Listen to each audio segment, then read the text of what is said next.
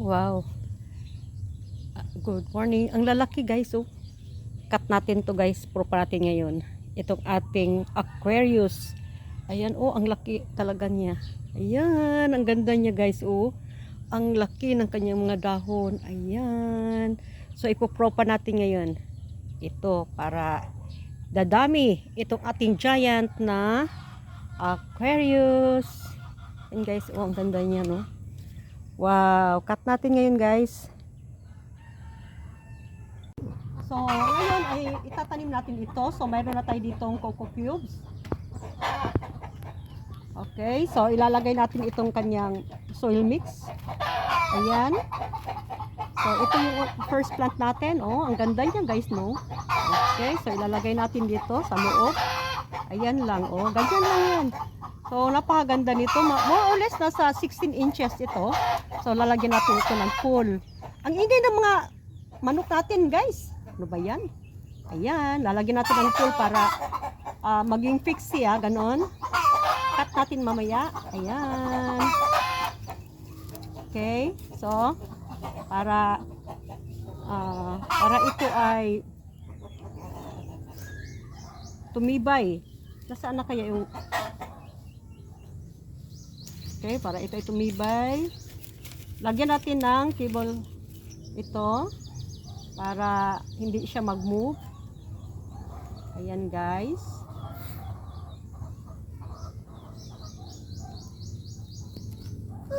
Okay. Huwag kalimutan, lagyan natin ng fertilizer. Ito. Ayan. Okay. Sige, lagyan pa ulit natin ng mix natin na lupa. O, soil mix natin. Ayan. So, napakaganda nating Aquarius. Cut natin mamaya yan, no? Yung kanyang, ayan. Focus mo. Okay. Ang susunod, isa pa, no? Ilalagay ulit natin. Meron na tayo ditong ganito. O, kaya itong isa, ganun. So, ilalagay natin ngayon lagyan natin ng lupa, soil mix. Ganon. So, susunod natin itong kanyang top cut. Ayan guys, oh. Ayan yung top cut niya. Okay. So, ilalagay natin dito. Ayan. Kasi medyo siya bagong unfurl, kaya ganun. Pero rooted naman, hindi ba? Rooted naman. Lagyan lang natin ng brace para hindi siya mag-move. Ganon. Ayan. So, dalawa lagay natin na brace dito para hindi siya mag-move. Okay. So, kasi alam naman natin na medyo siya yung hindi ganong soft yung kanyang dahon. No? Ayan, oh. Yun nga lang, no? Ganun pa rin siya. Ang ganda niya, no? Ang kulay niya. Ito, ganyan. So, ganyan yan. So, bago kasi nag-unfurl, ganon. Tapos, later, ayusin natin yan. Okay, lagyan natin mamaya ng kwan yan. Yung isa pang,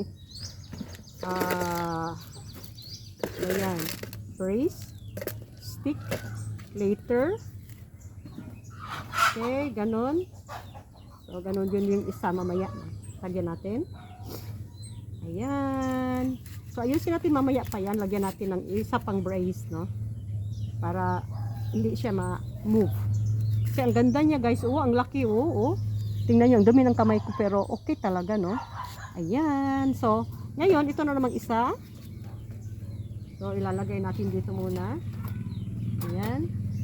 So, ito namang isa. May coco cubes. Lagyan natin ng lupa. Recycled ko lang ito guys. Container. Para magamit din naman natin. So, ito, rooted talaga, oh. Pero yun nga, may full moon. Pero maganda rin naman yung prior nito, no? So, napakaganda rin naman. So, medyo hindi ganong malaki gaya nito, no? So, palaki pala yung dahon nito. Mula sa maliit niya na wala ko na stick. Kunin natin yung stick doon. Okay? Saan na ba yan? Yung stick. Kasi, ito pala.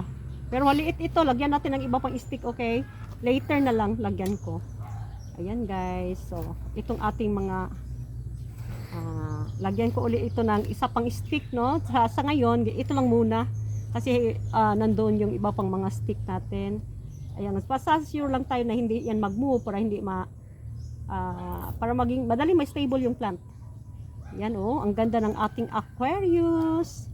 Ayan guys, so ayusin natin later. Ayan, so isituit lang natin na hindi masisira yung yung kanyang mga roots pag nilagyan natin ng kanyang brace. Ayan. So, ito lang yung tatlong pots na nakuha ko doon, tatlong plants, no, na nakuha ko doon sa mother plant. Kaya yun lang guys, bye guys. Guys, ito na sila guys. Nilinis ko na.